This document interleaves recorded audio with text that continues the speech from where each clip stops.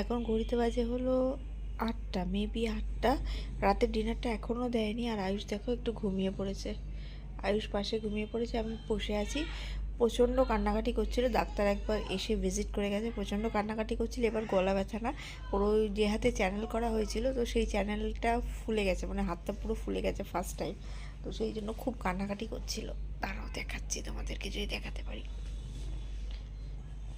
এই দেখো, হাতটা ফুলে গেছিলো, এই জন্য চ্যানেলটাকে, এই যে হাতটা ফুলে গেছিলো এই জন্য চ্যানেলটাকে খুলে দিতে হলো। কারণ ওর সব কিছু ওষুধই মোটামুটি ওরাল করে দিয়েছে। তো যা ওষুধ ছিল স্যালাইনে সেগুলো দেওয়া কমপ্লিট, এবার বাদবাকি সব ওষুধগুলোই ওরাল।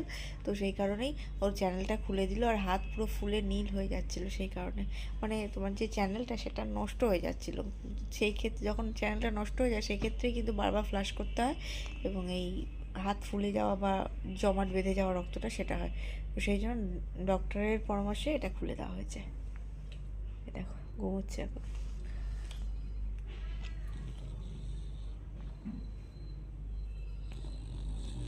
নাক ডেকে ঘুমাচ্ছে। ও যত ঘুমাবে তত তাড়াতাড়ি সুস্থ হবে। তারপর রাত্রিবেলা 10টা 10:30 তুলে রাতের যে মানে সফট ডায়েটটা দেবে সেটা ওকে খাইয়ে দেবো।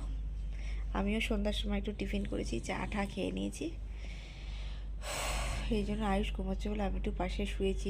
এবার একটাই বালিশ প্রোভাইড করা হয়েছে, আর আমি বালিশ ছাড়া একদম শুতে পারিনি, সেই জন্য ব্যাগটা একটু মাথার কাছে দিয়ে শুয়েছি।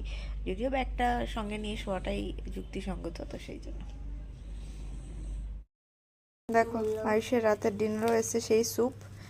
আজকে শুধু স্যুপ দিয়েই চলবে, কালকে সকালে যদি পারে তো সফট ডায়েট বা গলা ভাত কাল দুপুরে দিল যদি থাকে, ডিসচার্জ না হয় তাহলে দেবে। আয়ুষ তো খেতে চাইছিল না, ওষুধ কান্নাকাটি করছিল। যাই হোক, সেই একই ভেজিটেবল স্যুপই দিয়েছে। মাঝখানে একটা ডালের স্যুপ দিয়েছিল, কিন্তু ওটা ও খায়নি। 8টার সময় দিয়েছিল একটা ডালের স্যুপ, কিন্তু ও খায়নি। এটাও সেই ভেজিটেবল স্যুপই দিয়েছে।